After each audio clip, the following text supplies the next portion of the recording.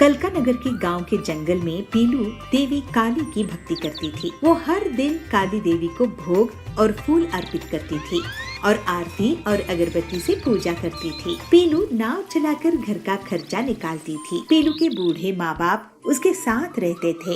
हे काली माँ, आप ही मेरी बेटी का ख्याल रखना, इसे अच्छा पति मिले, ये खुश रहे। इसकी तो नाव भी अब पुरानी हो गई है, मुझे बहुत चिंता रहती है इसकी। अगले दिन पीलू नदी में जाती है और तभी उसको जाबाज मिलता है। वो वहाँ का गुंडा था। पीलू, अब से तू यहाँ नाव नहीं चलाएगी, ये मेरा इलाका है। नदी किसी का इलाका नहीं होता जाबाज जी। मेरे घर में बूढ़े माँ बाप है, मुझे उनके लिए कमाना है। तू मुझसे अकड़ दिखाएगी तो तेरी खैर नहीं, कल से दिखना नहीं मुझे। पीलू ये बात जाकर काली देवी के सामने कह देती है और वो दूसरे दिन भी अपनी नाव लेकर काम पर जाती है। और पीलू पूरे दिन नाव से काम करके शाम में पैसे लेकर घर जाती है। दूर से जाबाज उसको देख लेता है। ये पिद्दी चिड़िया पीलू, इसकी बहुत हिम्मत है मेरे सामने अकड़ दिखाने की। इसको तो मैं अच्छे से मजा चखाऊंगा। पीलू को रास्ते में जाबाज के गुंडे घेर लेते हैं और उससे पैसे छीन लेते हैं। हे माँ काली, ये क्या हो गया? मेरे मेहनत की कमाई ये तो गुंडे छीन कर ले गए। मेरे बूढ़े माँ बाप के लिए खाना और दवाई कहाँ से लाऊंगी? पीलू रोते रोते देवी के सामने सारी बात रखती है। अगले दिन पीलू फिर से काम में जाती है। जब वो लौट रही थी तब जाबाज उसको फिर से घेर लेता है। तुझे तेरी माँ पिताजी के साथ जंगल से बाहर भेज दूंगा पीलू, अब पूरे पैसे निकाल। नहीं, मैं तुझ जैसे गुंडों से डरने वाली नहीं हूँ। मेरी माँ काली मेरी रक्षा करेगी। लेकिन जाबाज नहीं रुकता और उससे पैसे छीन लेता है और उसकी पुरानी नाव भी तोड़ देता है। पीलू रोने लगती है और रोते रोते काली के मंदिर जाती है। माँ काली, मुझसे जो भी भूल हुई है उसके लिए मैं माफी मांगती हूँ, लेकिन इसकी सजा मेरे माता पिता को नहीं दीजिए। काली माँ प्रकट होती है। बेटी, तूने कुछ भी गलत नहीं किया है। मैं तेरे साथ हुए अन्याय को जानती हूँ। अब तेरा कल्याण करने के लिए समय आ गया है। मैं तुझे एक ऐसी नाव भेंट दूंगी जो कभी किसी ने नहीं देखा होगा। काली देवी पीलू के लिए एक पैडल वाली नाव प्रकट कर देती है। अब तू निडर हो, मैं तेरी रक्षा के लिए आऊंगी। माँ, तुम मुझे आशीर्वाद दो कि मैं तुम्हारी भक्ति से कभी नहीं भटकूं। मेरा आशीर्वाद है बेटी। और फिर वहाँ से देवी अंतर्ध्यान हो जाती है और पीलू घर आकर सारी बात अपने माता पिता से कहती है। उसके माता पिता सुनकर हैरान हो जाते हैं और खुश भी हो जाते हैं। वाह पीलू, ये पेडल वाली नाव कहाँ से लाई हो? ऐसी नाव तो पूरी दुनिया में सिर्फ तुम्हारे पास ही होगी। ये देवी माँ काली का आशीर्वाद है हरिया काका। लेकिन बेटी, जाबाज तुझे इसका नुकसान न पहुँचा दे। जाबाज को काली माँ देख लेगी। वाह, ये नाव तो मुझे पसंद आ गई है। अब मैं ये नाव अपने कब्जे में कर लूंगा। जाबाज और उसके आदमी नाव की तरफ बढ़ते हैं। तभी वो लोग अचानक जमीन में पटकनी खाने लगते हैं, जैसे उन्हें कोई फाड़ कर पीट रहा हो। ये क्या हो रहा है? देवी काली वहाँ प्रकट होती है। मेरी भक्त को सताता है अधर्मी, मैं तुझे नहीं छोड़ूंगी। काली देवी उन्हें जंगल के बाहर फेंक देती है। जय माँ काली, जय जय माँ काली। और उसके माता पिता देवी के आशीर्वाद से सुखी हो जाते हैं। पीलू को अच्छे से लड़के से शादी हो जाती है। अब काली देवी की भक्ति करते हुए पीलू अपने परिवार के साथ खुशी खुशी रहने लगती है। हीरापुर के जंगल में पीलू अपने पति बबलू के साथ रहती थी। वो दोनों पति पत्नी पंक्चर बनाते थे। ऐसे ही एक दिन टिल्लू उनकी दुकान में पंक्चर बनवाने के लिए आया। अरे मैडम, आप पंक्चर बना रही हैं? हाँ भाई साहब, मैं औरत हूँ तो क्या पंक्चर नहीं बना सकती? आप फिक्र ना करें, हम लोग बहुत अच्छे से पंक्चर रिपेयर करते हैं, आपको शिकायत नहीं होगी। ये तो बहुत खुशी की बात है। टिल्लू के जाने के बाद बबलू कहता है, आज का दूसरा ग्राहक था ये। इतनी मेहनत के बाद भी कमाई नहीं होती है। पीलू एक दिन वो अपने पति से कहती है, सुनिए जी, हमारा ज्यादा फायदा नहीं हो रहा है क्योंकि हम दिन सिर्फ 20 पंक्चर ही ठीक कर पाते हैं। हम कम से कम 30 पंक्चर बनाने होंगे। अच्छा, तो मैं कोई जुगाड़ करता हूँ। उनकी दुकान से कुछ दूरी पर कालू कौवे की भी पंक्चर की दुकान थी। वो पीलू की बात सुनकर हिसाब लगाता है। पीलू चिड़िया, 30 नहीं मैं तो 50 पंक्चर ठीक करूँगा अपनी दुकान में और तुम्हारी दुकान बंद करवा दूंगा। तो और 50 पंक्चर मेरे पास ठीक करवाने आएंगे, लेकिन उसके लिए मुझे एक चाल चलनी होगी। फिर कालू अपनी पत्नी सुंदरी को बहुत सारे कील देता है और अपनी दुकान से पहले खड़ा कर देता है। सुंदरी आने वाली गाड़ियों के नीचे कील फेंक देती थी, जिससे गाड़ियाँ पंक्चर हो जाती थी और फिर सुंदरी और कालू उनको अपनी दुकान में ले आते थे। इस तरह से वे लोग बहुत पैसे कमाने लगे। अरे, आपने देखा कि कालू कैसे लोगों की गाड़ियाँ पंक्चर करके उन्हें ठीक करता है और पैसे कमा रहा है। हाँ, ये बहुत गलत कर रहा है, एक दिन बहुत पछताएगा। लेकिन पीलू और बबलू के पास ग्राहक बहुत कम हो जाते हैं। इस बीच पीलू भाभी, ये देखो मैं आप लोगों के लिए क्या लाया हूँ। ये है ऑटोमेटिक पंक्चर बनाने की मशीन। देखने में साधारण हवा भरने वाले पंप जैसी लगती है, लेकिन इससे आप लोग दिन में 100 पंक्चर बना सकोगे। लेकिन हरिया भाई, हमारे पास तो आजकल 10 ग्राहक भी नहीं आते हैं। फिर पीलू हरिया को कालू और सुंदरी के बारे में बताती है। तो हरिया तोता कहता है, तुम अपनी ईमानदारी मत छोड़ना, बाकी ऊपर वाले के हाथ में है। मैं आज से स्कूल और ऑफिस में लेटर दे के आऊंगी कि हमारे यहाँ ऑटोमेटिक पंक्चर बनाने की मशीन है और जो ग्राहक आएंगे उसे हम 50% डिस्काउंट देंगे। ऐसे पीलू सोचती है। तो बबलू कहता है, आइडिया तो अच्छा है पीलू, कम से कम खाने के लायक पैसे तो आएंगे, नहीं तो कालू ने तो हमारी दुकान बंद ही करवा दी है। क्यों बबलू, ये मेरी नई कार कैसी लग रही है? सिर्फ दुकान बंद करके तुम मेरे नए घर आना। बबलू पीलू, देखना हमारी दीवार जितनी टीवी है, डबल डेकर फ्रिज है और सुंदरी के पास तो गहने भी है। तुम्हारी तरह गरीब नहीं है हम लोग। तो पीलू कहती है, जाओ कालू जाओ, हम ईमानदार थे, हैं और रहेंगे। कालू उनकी हंसी उड़ाकर चले जाता है। इसी तरह कुछ दिनों के बाद तेज रफ्तार से बड़ी सी गाड़ी आ रही होती है। सुंदरी ये देखकर सोचती है, अरे इतनी बड़ी कार, इनसे तो 1000 रुपए लूंगी पंक्चर ठीक करने का।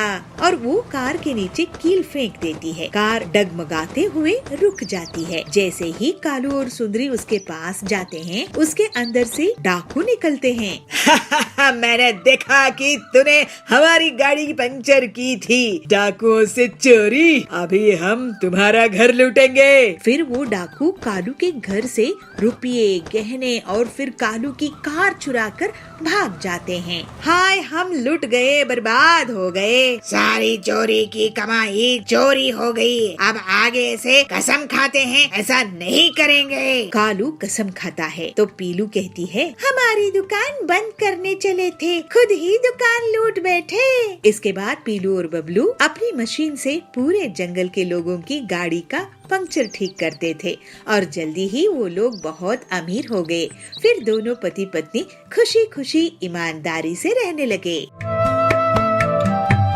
आचार्य जयसूर्या अपने पर्यटन के दौरान गांव-गांव जाके वहां की लोगों को अपनी प्रवचन से अच्छी बातें सिखाते थे। आचार्य के मधुर वाणी और सत्य विचार से वहां के लोग बहुत प्रभावित होते थे। आचार्य के विचारों को अपने जीवन में लागू करके बहुत सारे लोग सद्गुणी बन गए थे। एक दिन पंढरपुर में आचार्य का प्रवचन चालू था। सज्जनों, अगर हम किसी का बुरा चाहते हैं तो हमारा भी बुरा होगा। अगर हमारे विचार अच्छे रहेंगे तो हमारे साथ भी अच्छा ही होगा।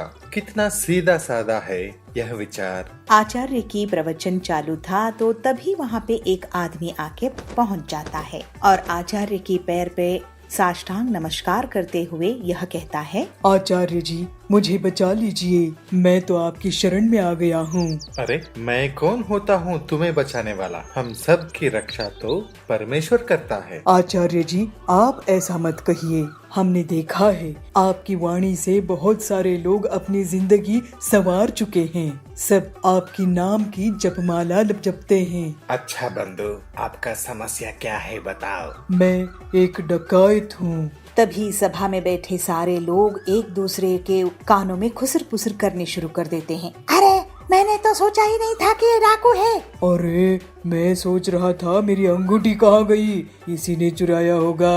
अरे ये डकायत अगर हमारे गांव में आ गया तो किसी की खैर नहीं। लोगों की खुसर पुसर सुनते ही वह डकायत बोलता है, अरे मैंने जिंदगी बहुत देख ली है आचार्य जी, मुझे कुछ अच्छा नहीं लग रहा है। मैंने लोगों को लूट कर जमाया हुआ धन मुझे रात को नींद नहीं करने दे रहा है। अरे तुम्हारे कर्मों का तुम्हें पश्चाताप है तो तुम्हारी समस्या क्या है? आचार्य जी, मैं ये सब छोड़ के सीधी साधी जिंदगी जीना चाहता हूँ, इसीलिए आपकी शरण में आया हूँ, मुझे मार्गदर्शन कीजिए। आचार्य डकायत की दुविधा समझते हैं और उसे कहते हैं, अरे वो तो बहुत ही आसान है। आज से अपना कुकर्म छोड़ दो और ये मन में ठान लो और उसी के पथ पे चल पड़ो। धन्योस्मि आचार्य जी, जो आपने कहा मैं उसी पथ पे चलूंगा। आचार्य जी अपने प्रवचन उस गांव में खत्म करके दूसरे गांव तीसरे गांव ऐसे ही पर्यटन करते रहे। तो एक दिन वही डकायत फिर से आचार्य जी से मिलता है। आचार्य, आपने जो कहा था उस रास्ते पे चलने की मैंने बहुत कोशिश की, मगर क्या करे, मेरे हाथों को चोरी करने की आदत हो गई है, छूट ही नहीं रही है। आचार्य, कोई दूसरा उपाय बता दीजिए ताकि मैं भी अच्छा इंसान बन के जिंदगी बिता सकूं। आचार्य हंसते हुए कहते हैं, अच्छा ये बात है, तुम आदत से मजबूर हो तो ठीक है, तुम हर दिन अपने ही काम करते रहना, मगर तुम जो भी काम करोगे उसे मेरे प्रवचन में आके बताते रहना, तब तुम्हें कोई पाप नहीं लगेगा। आचार्य की बात को सुन के डकायत को अच्छा लगा तो कहता है, अरे ये तो आसान है, मैं चोरी भी करूंगा मगर पाप भी मुझे नहीं लगेगा। आज से ही मैं जो भी चोरी करूंगा आपके प्रवचन में आके सबको बता दूंगा। ऐसे कह के डकायत वहाँ से निकल जाता है और कितने ही दिन बीत गए मगर डकायत वापस नहीं आता है आचार्य के पास। तभी अचानक एक दिन आचार्य के शिष्य को उसकी याद आती है और शिष्य कहते हैं, गुरुजी, कितने दिन हो गए लेकिन वो डकायत तो आज तक आपके पास वापस आया ही नहीं, तो इसका मतलब आपका बताया हुआ बातों से उसके ऊपर कोई भी प्रभाव नहीं हुआ क्या? ऐसा नहीं है मेरा शिष्य, उस पर प्रभाव हुआ है तभी उसी ने वापस नहीं आया। मेरा कहना है उसने चोरी करना छोड़ दिया होगा, इसीलिए उसने यहाँ नहीं आया है, वरना वो कभी का आ जाता। मगर गुरुजी, ये कैसे हो सकता है? उस डकायत को अपने चोरी करना छोड़ने की लालच थी। चोरी करना बहुत ही आसान है शिष्य, लेकिन उसे सबके सामने ऐलान करना, अपने आप को उससे प्रायश्चित करना बहुत ही कठिन होता है और यह बात उसे समझ में आ गया है। और अच्छे काम करने की बातें मेरे पास आके बताने की वजह भी नहीं है और इसीलिए मुझे तो विश्वास है वो डाकू सुधर गया होगा। ऐसे कह के आचार्य अपने शिष्य को विवरण देते हैं। और एक दिन आचार्य की प्रवचन चल रही थी तो उसी गांव में रहने वाला वह डकायत आचार्य को मिलने आया और आचार्य से कह रहा है, आचार्य, आपकी वाणी ने मेरे जीवन की पथ ही बदल दी। मैं अब जिंदगी से बहुत खुश हूँ। उस दिन से आज तक मैंने एक भी चोरी नहीं की। भले ही मैं कुछ दिन भूखा था मगर आज मैं कष्ट से अपनी जिंदगी को संवार रहा हूँ। कहते हैं ना, श्रम का फल मीठा होता है, तो मुझे भी यह श्रम बहुत आनंद दे रहा है। आपकी आशीर्वाद मुझ पर सदा ऐसे ही बने रहे आचार्य। ऐसे कह के साष्टांग नमस्कार करता है। यह बातें सुनकर आचार्य की मन भी बहुत प्रसन्न हुआ और वह डकायत को कहते हैं, अब तुम्हें कोई प्रायश्चित की जरूरत नहीं है, अब तो तुम सदाचारी बन गए हो, तुम सदा सुखी रहो। ऐसे कहते हुए आचार्य अपने प्रवचन के लिए अगले गांव निकल पड़ते हैं। कालकपुर गांव के जंगल में बबलू टैक्सी चलाता था। उसकी पत्नी पीलू घर का काम करती थी। पीलू और बबलू भगवान विष्णु के भक्त थे, उनके पूजा करते थे और सुबह शाम उन्हीं के नाम का जाप करते थे। लेकिन गरीबी के कारण बबलू तो एक्स्ट्रा टाइम मेहनत करके पैसे कमाने पड़ते थे, लेकिन उसकी ये मेहनत कालू ऑटो वाले को पसंद नहीं थी। वो हर समय उसे नुकसान पहुंचाने के बारे में सोचता रहता था। ये वॉर टाइम करके अमीर हो जाएगा, इसको सबक सिखाना पड़ेगा। एक दिन पीलू कहती है, सुनिए जी, आप ओवर टाइम करते हैं, आपकी तबीयत खराब ना हो जाए, मुझे तो बहुत चिंता रहती है। हमारी गरीबी दूर करने के लिए ज्यादा पैसे कमाने पड़ेंगे, ज्यादा काम करना पड़ेगा, क्योंकि हमें पैसों की जरूरत तो रहेगी ना। जब अपने बच्चे होंगे उसके बाद उनकी स्कूल की फीस, हमारा घर का खर्चा। थोड़े दिनों की बात है, भगवान विष्णु सब ठीक कर देंगे। आप सही कह रहे हैं जी, भगवान श्री विष्णु जी ही हमें संभाल कर रखे हैं, हमें तो उनका नाम जपते रहना चाहिए। ऐसे ही कुछ दिन और बीत जाते हैं। बबलू मेहनत करता था तो उसको ज्यादा लोग जानने लगे थे। ओवर टाइम में भी मुनाफा होने लगा। कालू इसे बहुत गुस्से में आ जाता है। इसको मजा चकाना ही होगा, बहुत कमा रहा है ये आजकल। ऐसा सोचकर उस रात को बबलू के सो जाने के बाद उसके घर में जाता है और उसकी टैक्सी को चुरा कर भाग जाता है। अगली सुबह बबलू पीलू के साथ घर के बाहर आता है तो उसकी टैक्सी नहीं दिखती है। पीलू दुखी होकर रोने लगती है। हे भगवान, ये क्या हो गया? हम गरीब लोगों के साथ ऐसा नहीं होना चाहिए था। अब हम अपने घर का खर्चा कैसे चलाएंगे? बैंक से लिया हुआ टैक्सी लोन भी चुकाना बाकी है। हमें अब कुछ और रास्ता तलाशना होगा। सब श्री विष्णु जी की लीला है, उनकी जैसी मर्जी। हमें अपनी भक्ति में जरा सी भी कमी नहीं करनी चाहिए। आप ठीक कह रहे हैं जी, हमें भगवान की कृपा पर शक नहीं करनी चाहिए। उसके बाद पीलू और बबलू मजदूरी करने लगते हैं। कालू ये देखकर बहुत खुश हो जाता है और कर दिन रात मेहनत। बबलू मुश्किल से मकान मालिक को किराया देता है, बैंक वालों का लोन चुकाता है। ऐसे ही ज्यादा मेहनत करने से दोनों पति पत्नी बहुत बीमार पड़ जाते हैं। हे श्री विष्णु, अब हम आपकी सेवा कैसे करेंगे? हमें माफ कर दीजिए भगवान। तभी वहाँ भगवान श्री विष्णु प्रकट होते हैं। मेरे प्यारे भक्तों, तुम दुखी मत हो, तुम्हें बिना स्वार्थ के मेरी भक्ति की है। तुम्हारे दुख तकलीफ को मैं अब खत्म कर दूंगा। तुम दोनों हमेशा सुखी रहोगे। तुम्हारी परीक्षा अब खत्म होती है। मैं तुम्हारे दोस्त हरिया के जरिए तुम्हें मदद भेज रहा हूँ। ऐसे कहकर भगवान अंदर ध्यान हो जाते हैं। श्री विष्णु भगवान जी की जय हो। अगले दिन बबलू का दोस्त हरिया उसे अपने गैरेज में बुलाता है। बबलू, पीलू भाभी, मेरे पास पुरानी टैक्सी है। मैं अभी एक नई तकनीक सीख के आया हूँ, जैसे पुरानी गाड़ियों को जोड़कर उन्हें काम में लाया जा सकता है। मैं डबल टैक्सी तैयार कर दूंगा। हरिया भाई, मैं तुम्हें पैसा कैसे दे सकूंगा? मैंने पैसे कहाँ मांगे बबलू भाई, तुम टैक्सी चलाओ और जब करोड़पति बन जाओ तो पैसे दे देना।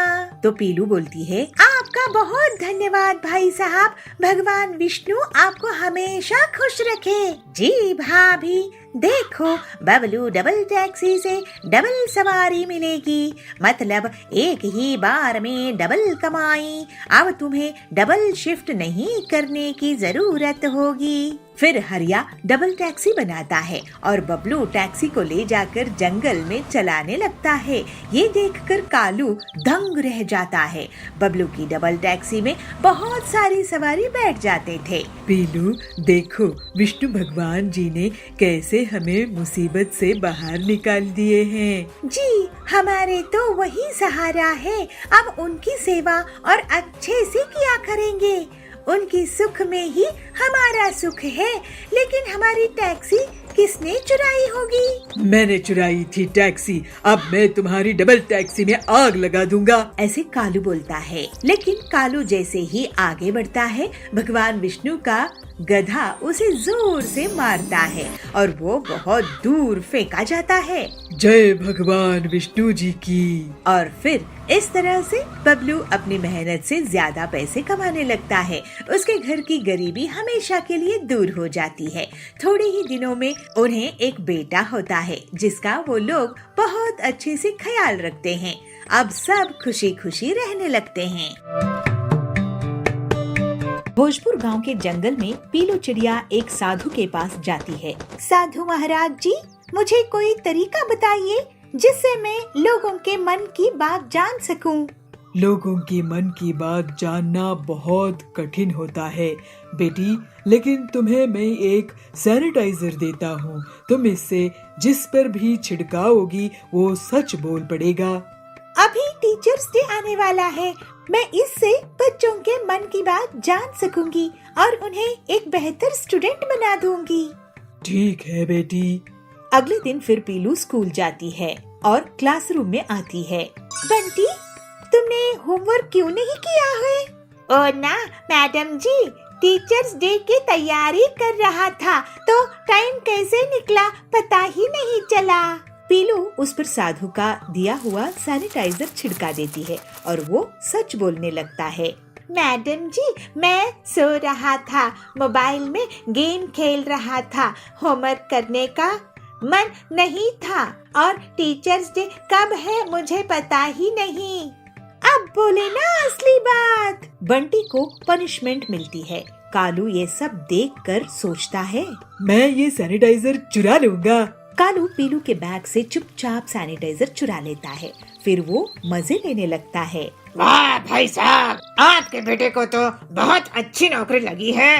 कालू उस पर सैनिटाइजर छिड़का देता है। मेरा बेटा आपके बेटे से ज्यादा टैलेंटेड है। आपका बेटा रिश्वत देकर नौकरी में लगा है।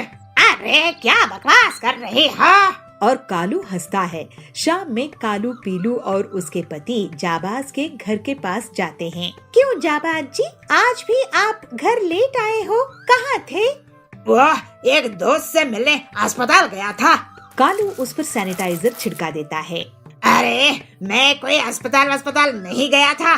तुम टीचर हो ना, तो तुम्हारी डांट से डर लगता है तो थोड़ा झूठ बोल दिया। मैं तो बार में गया था। हाँ, अभी मजाक चकाती हूँ तुमको। जाबाज की झाड़ू से पिटाई हो जाती है। ये देखकर कालू बहुत ही खुश होता है। तभी पीलू उससे सैनिटाइजर छीन लेती है और कालू को डांट लगती है।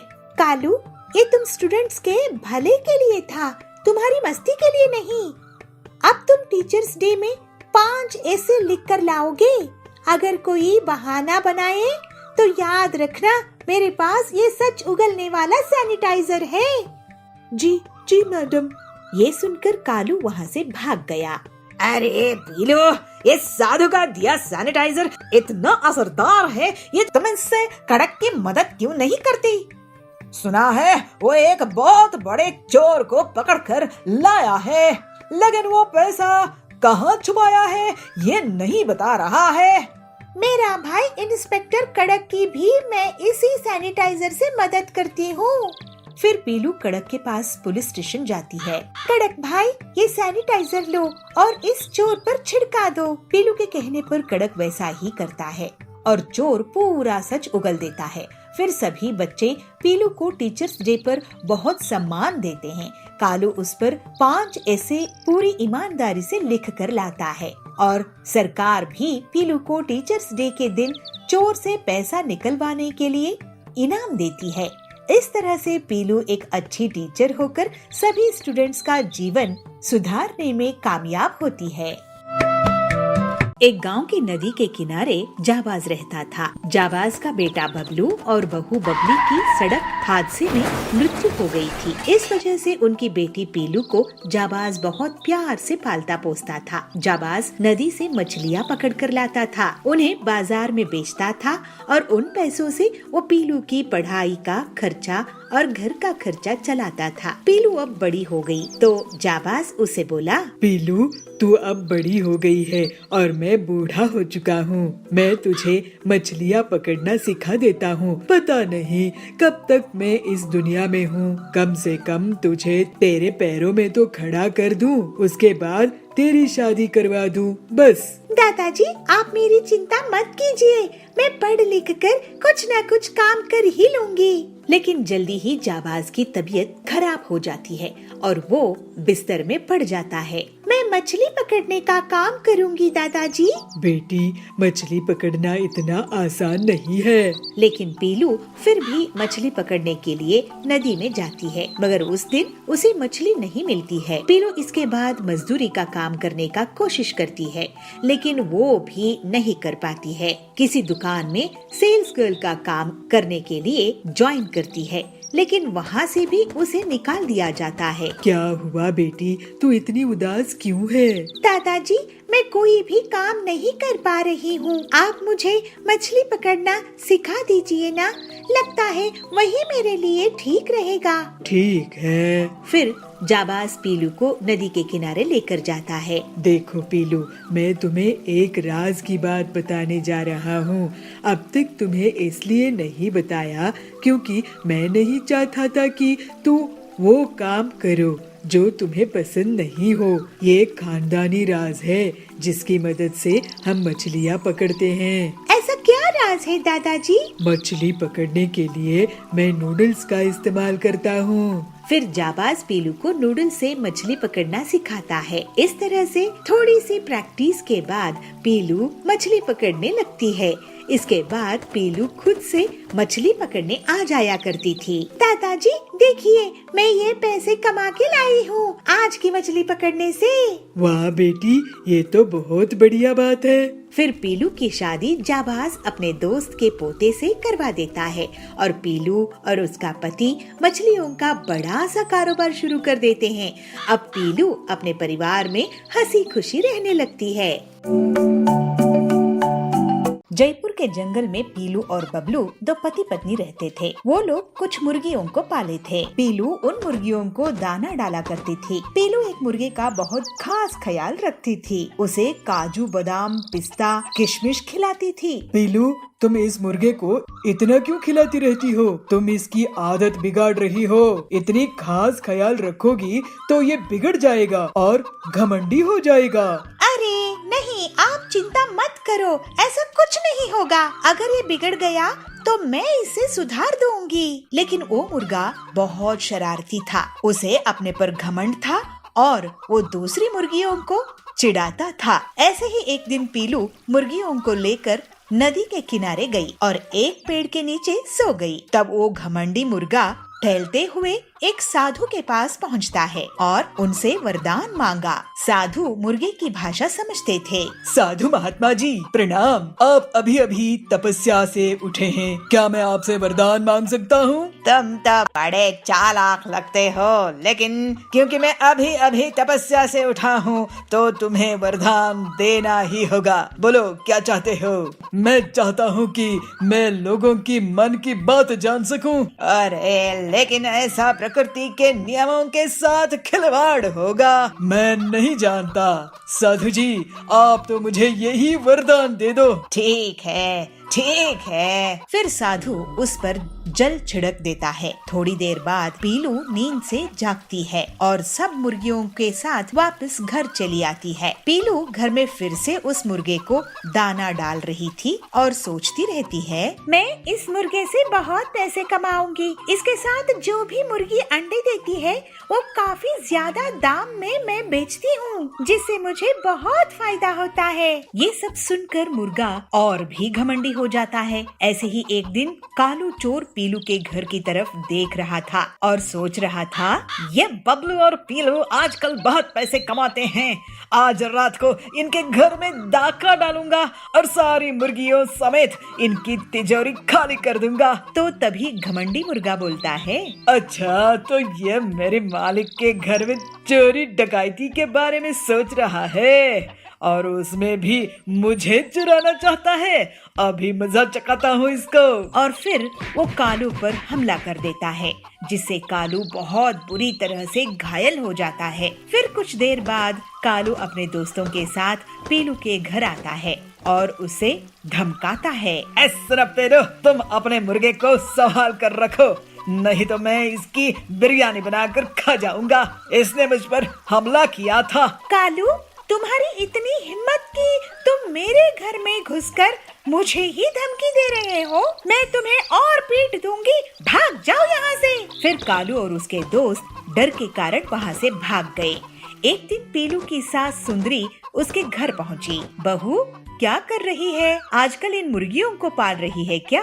अरे जरा मेरा भी ख्याल रखा करो। चलो आज मुझे तुम बिरयानी खिलाओ। हाँ सासू माँ, आप मुझे बताइए कि मैं किस मुर्गी की बिरयानी आपको बनाऊं? सुंदरी सोच में पड़ जाती है। वो एक के बाद एक मुर्गियों को देखती है और आखिर में उस मुर्गे के पास उसकी नजर जाती है और वो सोचती है, ये मुर्गा तगड़ा लग रहा है, इसकी ही बिरयानी खा जाती हूँ। जैसे ही सुंदरी मुर्गे की बिरयानी के बारे में सोचती है, मुर्गा गुस्से में आ जाता है। ये मुझे खाएगी, अभी बताता हूँ। और फिर वो सुंदरी पर हमला कर देता है। ये देखकर पीलू भी गुस्से में आ जाती है और वो मुर्गे से लड़ पड़ती है। लेकिन इसके बाद मुर्गा सास और बहू पर हमला कर देता है। पीलू और सुंदरी घर से भागने लगती है। मुर्गा उनका पीछा करता है। कुछ दूर पर ही साधु वहाँ मिलते हैं। वो देखते हैं कि वो घमंडी मुर्गा दो औरतों के पीछे है, तो वो उसे रोक देते हैं। देखा पीलू चिड़िया, तुमने लालच में इस मुर्गे का खास ख्याल रखी और दूसरी मुर्गियों को कम समझती थी। इस भेदभाव के कारण ये मुर्गा घमंडी और बदमाश हो गया। सबको एक जैसा समझना चाहिए। जी साधु महात्मा, आप ठीक कह रहे हैं, मुझसे गलती हो गई। इस तरह से पीलू अपनी गलती मानती है और आगे से सभी मुर्गियों को एक जैसा दाना पानी देने लगती है।